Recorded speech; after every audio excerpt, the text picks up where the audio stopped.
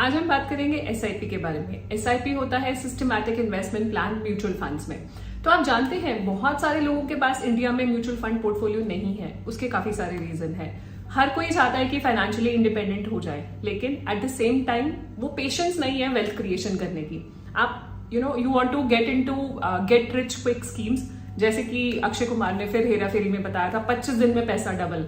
तो बहुत सारे लोग ऐसे चाहते हैं कि जल्दी डबल हो जाए, ओवरनाइट पैसा बन जाए, बट ऐसा पॉसिबल होता नहीं है। तो म्यूचुअल फंड एक बहुत ही बढ़िया रूट है जिसमें आप अपना वेल्थ क्रिएट कर सकते हैं, but it requires some time. कुछ पेशेंस चाहिए, स्ट्रैटेजी चाहिए, सही फंड्स चाहिए और एक अच्छा टाइम देने की जरूरत है, लॉन्ग टर्म देने की जरूरत है, ताकि आप अपनी वेल्थ क्रिएट कर पाए। और उसी का ही म्यूचुअल फंड में इन्वेस्ट करने का बहुत अच्छा तरीका है जिसको बोलते हैं एसआईपी, सिस्टमैटिक इन्वेस्टमेंट प्लान। तो आज हम उसी के बारे में बात करेंगे कि एसआईपी होता क्या है। एसआईपी से रिलेटेड जितने भी क्वेश्चंस आपके माइंड में है, मैं सबका आंसर देने की आज कोशिश करूंगी। तो बढ़ते हैं वीडियो की तरफ। वीडियो स्टार्ट करने से पहले क्विक रिमाइंडर, अगर अभी तक आपने हमारे चैनल को सब्सक्राइब नहीं करा है, do subscribe so that you get the right information at the right time. अपने आप को इंट्रोड्यूस करना चाहूंगी जो लोग नए हैं उनके लिए। मेरा नाम है गुरलीन कौटिकू, मैं हूँ सर्टिफाइड फाइनेंशियल प्लानर। हर वीक आपके लिए वीडियोस लेकर आती हूँ जिससे कि आपकी पर्सनल फाइनेंशियल लाइफ इजी और हैप्पी बन पाए, क्योंकि हमारी कंपनी की टैगलाइन भी यही है, creating a wealth of happiness. तो चलते हैं एसआईपी की तरफ। ग्लोबली अगर हम बात करें तो म्यूचुअल फंड काफी एक्सेप्टेड इन्वेस्टमेंट टूल है, जो आप अक्रॉस देखेंगे हर जगह पे लोग इन्वेस्ट करते हैं म्यूचुअल फंड्स में। जैसे कि मैंने बताया, इंडिया में भी ये परसेंटेज बढ़ रही है बाय लीप्स एंड बाउंड्स। एक डेटा है एज ऑन 31 मई 2022, 37.22 लाख करोड़ के म्यूचुअल फंड्स में लोगों ने इन्वेस्टमेंट करी हुई है और ये आने वाले टाइम में बढ़ेगी ही। तो एसआईपी एक बहुत अच्छा टूल है। एसआईपी होता है सिस्टमैटिक इन्वेस्टमेंट प्लान, और एसआईपी की एक फुल फॉर्म हम ये भी बना सकते हैं, सिंपल, इंटेलिजेंट एंड प्रैक्टिकल। तो आगे हम देखेंगे क्यों मैं इसको सिंपल, इंटेलिजेंट और प्रैक्टिकल बोल रही हूँ। सो एसआईपी होता क्या है? एसआईपी होता है म्यूचुअल फंड में इन्वेस्टमेंट करने का एक तरीका। एसआईपी होता है जो आप मंथली इन्वेस्टमेंट करते हो म्यूचुअल फंड में, जैसे आपने अपने बैंक आरडीज में करी होगी या पोस्ट ऑफिस आरडीज में करी होगी। हर महीने कुछ ना कुछ अमाउंट डेबिट होता है और इन्वेस्ट हो जाता है। सिमिलरली एसआईपी भी यही है। तो एसआईपी जो है सबसे ज्यादा ट्रांसपेरेंट तरीका है। आपको पता रहेगा जो अमाउंट आप हर महीने इन्वेस्ट कर रहे हैं कहाँ जाके इन्वेस्ट हो रहा है, तो आपके पास पूरी ट्रांसपेरेंसी रहती है हर तरह से। मैं बात करूंगी एसआईपी के जितने भी फ्रीक्वेंटली आस्क्ड क्वेश्चंस हैं। एसआईपी सेटअप कैसे कर सकते हैं?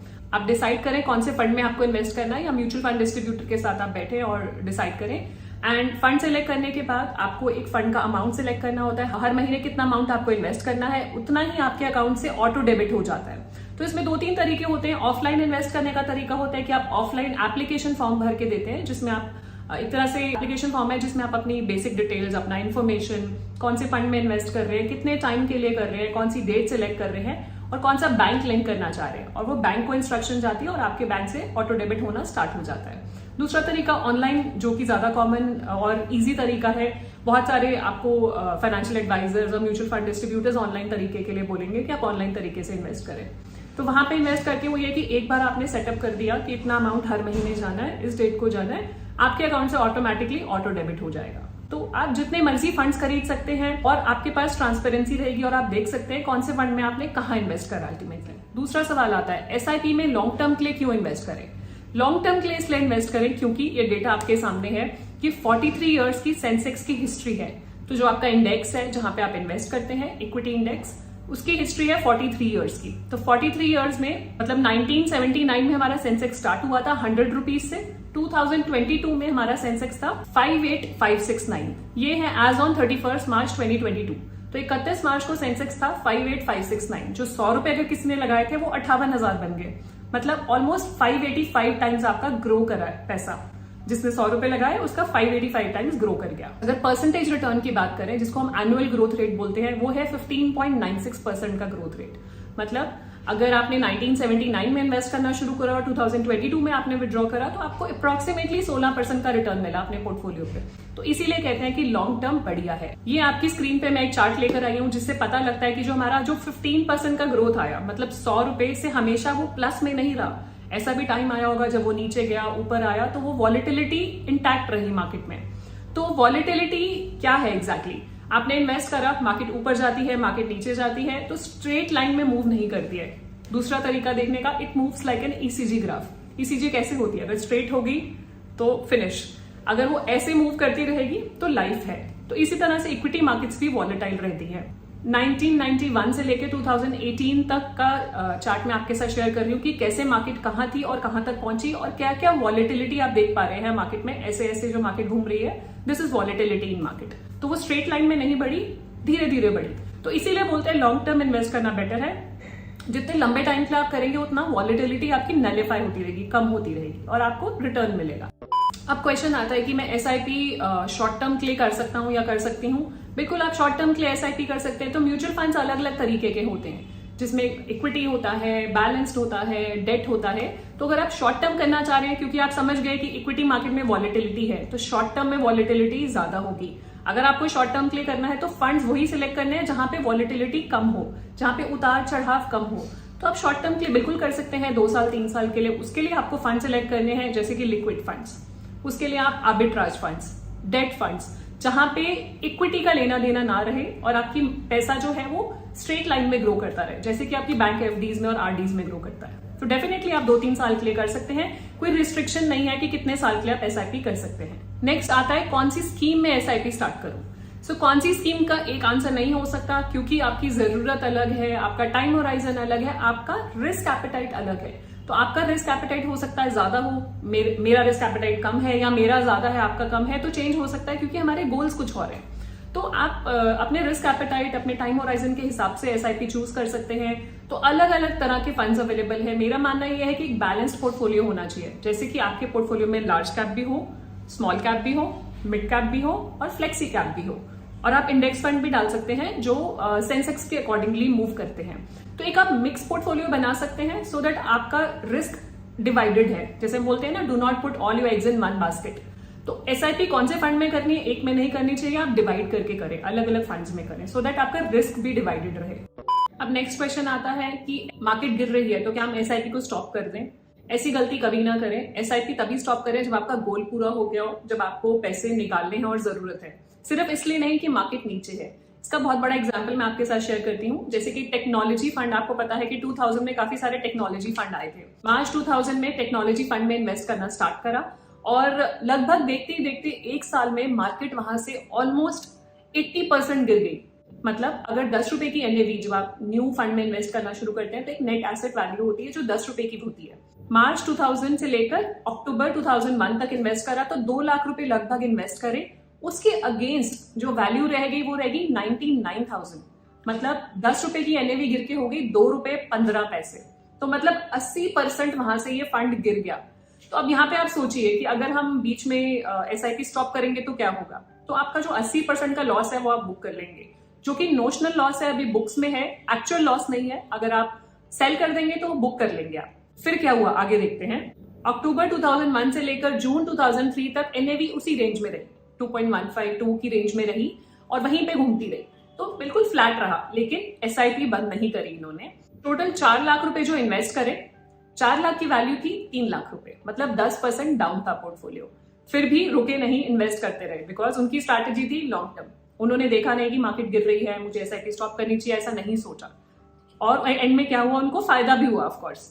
2003 से लेकर 2006 तक 3 साल लगे एनएवी को 2 रुपए से 10 रुपए तक आने में। तो वो जो सफर 2 रुपए से 10 रुपए का कवर करने में 3 साल लग गए। वापस 10 रुपए पे स्टार्ट करे थे, 2 रुपए पे पहुंच गए थे, फिर 10 रुपए पे पहुंचने में टोटल 6 साल की जर्नी रही। तो अब आप कहेंगे कि 10 रुपए पे स्टार्ट किया था और 10 रुपए ही है तो जितना लगाया उतना ही मिलेगा ना। नहीं, ऐसा नहीं है, क्योंकि आपने मार्केट के नीचे वाले लेवल्स पे भी लगाया हुआ है। आपने 2 रुपए, 3 रुपए, 4 रुपए, 5 रुपए पे भी लगाया हुआ है। अब जब वो पैसा 10 रुपए पे वापस आएगा तो आपको रिटर्न तो मिलेगा ही ना। तो अब यहाँ पे जब रिटर्न की बात करेंगे तो टोटल इन्वेस्टमेंट हुई 7,10,000 रुपए। 6 साल में टोटल इन्वेस्टमेंट हुई 7,10,000 रुपए। उसकी वैल्यू 6 साल के बाद थी 17,43,000। तो ये रिटर्न की बात करें तो एनुअल ग्रोथ रेट है 30% का।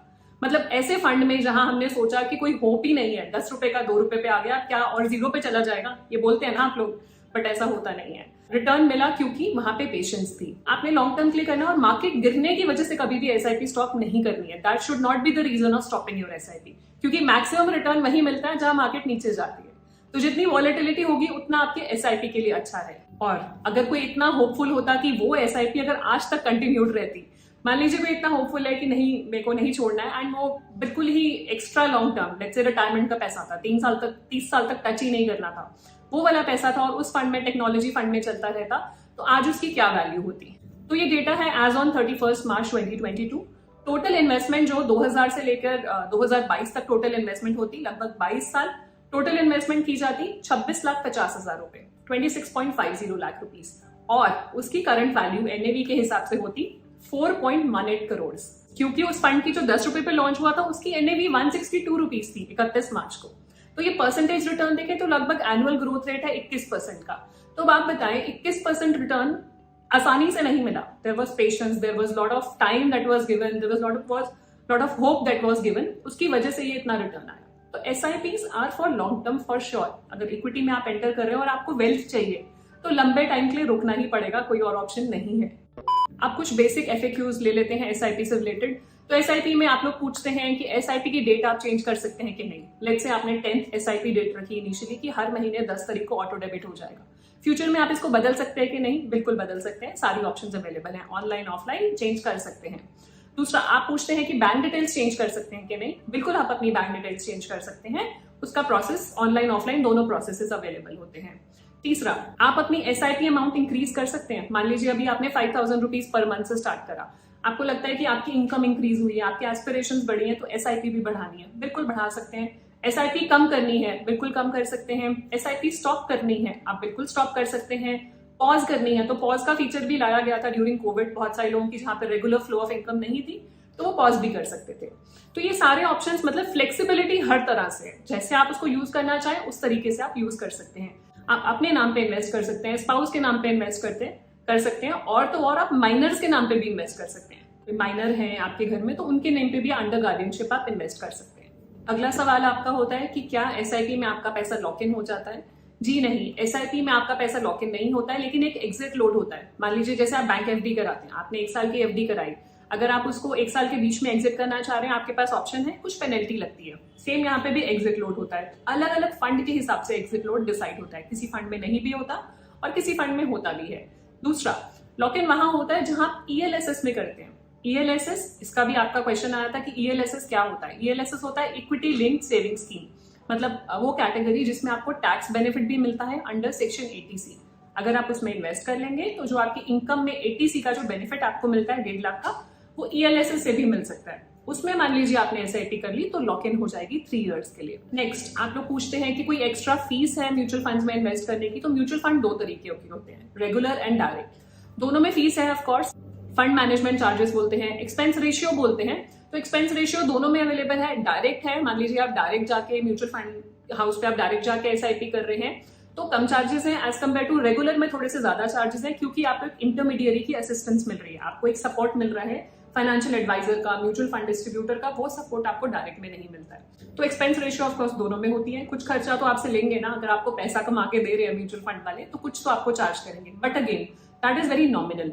That should not be the key point की एक्सपेंस रेशियो लगेगी इसलिए मुझे म्यूचुअल फंड में इन्वेस्ट नहीं करना, या फंड मैनेजमेंट चार्ज लगेंगे मैं किसी और को पैसा क्यों दूं।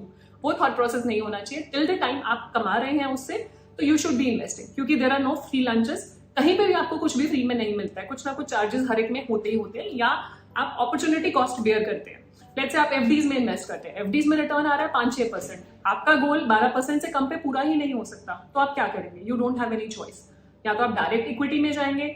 डायरेक्ट इक्विटी में जाने का मतलब है आपको एक्सपीरियंस चाहिए, आपको पता चाहिए कि कौन सा स्टॉक कब खरीदना और कब बेचना है। या दूसरा है जो प्रोफेशनली मैनेज फंड्स होते हैं, म्यूचुअल फंड्स, आप वहां इन्वेस्ट करेंगे और उतना ही रिटर्न आपको मिल जाएगा जो आपके गोल्स पूरा करने के लिए काफी है। अगला, आप लोगों ने क्वेश्चन पूछा कि टैक्स लगता है क्या SIP पे, TDS कटता है क्या? तो मैं यहाँ पे एक एक करके आंसर दूंगी। TDS निल है, म्यूचुअल फंड्स पे SIPs पे कोई TDS नहीं है, कोई टैक्स डिडक्ट नहीं होता सोर्स पे। यहाँ पे एक टैक्स है which is called STT, securities transaction tax. ये तब होगा जब आप बेचेंगे, which is 0.025% of the fund value. मान लीजिए अगर आपने 1 लाख रुपए की सेल करी है तो 25 रुपए सिक्योरिटीज ट्रांजेक्शन टैक्स देना पड़ेगा आपको। इसके ऊपर स्टैम्प ड्यूटी भी देनी होती है विच इज 0.005%, मतलब 5 रुपए देने होंगे 1 लाख के पीछे। तो जब आपकी रिडम्पशन आती है ये सब कट के आता है, सिक्योरिटीज ट्रांजेक्शन टैक्स और स्टैम्प ड्यूटी। अब बात कर लेते हैं टैक्सेशन की। इसमें टैक्स, अगर आप कुछ कमा रहे हैं पैसा तो ऑफकोर्स सरकार आपसे टैक्स तो लेगी ही लेगी। तो यहाँ पे 2 कॉन्सेप्ट है, long term and short term. Long term capital gain tax होता है जो आप 12 महीने से ऊपर आपने जो फंड्स होल्ड कर लिए वो लॉन्ग टर्म में आते हैं। This is for equity unsaying, because SIP usually लोग इक्विटी में ही करते हैं। 12 महीने से कम है तो वो शॉर्ट टर्म में आएगा। 12 महीने से कम आपने कुछ सेल करा, कुछ प्रॉफिट हुआ तो उस पर 15% टैक्स देना होगा। 12 महीने से ऊपर अगर वो लॉन्ग टर्म में आ रहा है और आप सेल कर रहे हैं तो उस पर 10% टैक्स है 1 लाख एग्जेम्प्ट करके। मान लीजिए आपने 5 लाख इन्वेस्ट करे और जब आप सेल करने जा रहे हैं 8 लाख रुपए है, तो 5 लाख तो आपका प्रिंसिपल हो गया, 3 लाख रुपए जो प्रॉफिट है उसमें से 1 लाख छोड़ के जो ऊपर का 2 लाख है उस पर 10% टैक्स आप पे कर देंगे। तो ये है golden question, when should you start your SIP?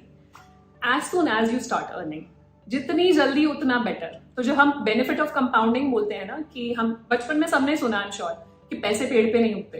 पेड़ पे नहीं उगते बट पेड़ की तरह उग सकते हैं, it can grow like a tree. तो मल्टीप्लाई हो सकता है आपका पैसा, provided you start investing at the right age and you give time to your investment. क्योंकि सबसे इंपॉर्टेंट चीज जो है वो है टाइम। तो जितना आप टाइम देंगे उतनी आपकी SIP ज्यादा ग्रो करेगी। एक एग्जाम्पल आपके सामने है, वॉरेन बुफे, आप लोग सब जानते हैं, इन्वेस्टमेंट के गुरु। उन्होंने मैक्सिमम वेल्थ क्रिएट करी जब उन्होंने 60 क्रॉस कर लिया, और तब जब उन्होंने इन्वेस्टमेंट स्टार्ट करी थी बहुत ही यंग एज पे। उसके बाद भी उनकी मैक्सिमम वेल्थ 60 साल के ऊपर क्रॉस होके बनी। तो अगर हम यहाँ पे नेटवर्थ की बात करें, उन्हीं की नेटवर्थ देखते हैं। वॉरेन बुफे की जब 30 इयर्स एज थी तो 1 मिलियन की नेटवर्थ थी। 50 साल एज हुई तो 100 मिलियन की नेटवर्थ। 87 के आज तो 90 बिलियंस की नेटवर्थ है। तो आप देख रहे हैं यहाँ पे कंपाउंडिंग कितना बड़ा रोल प्ले कर रही है। Just stay invested and stay invested for long term, start at young age. अब इसके बाद नेक्स्ट क्वेश्चन आपका आता है, आपकी बात समझ में आ गई, बहुत अच्छा लगा सुन के, बट मैं SIP नेक्स्ट ईयर स्टार्ट करूंगा, अभी नहीं करूंगा। अभी क्यों नहीं करोगे?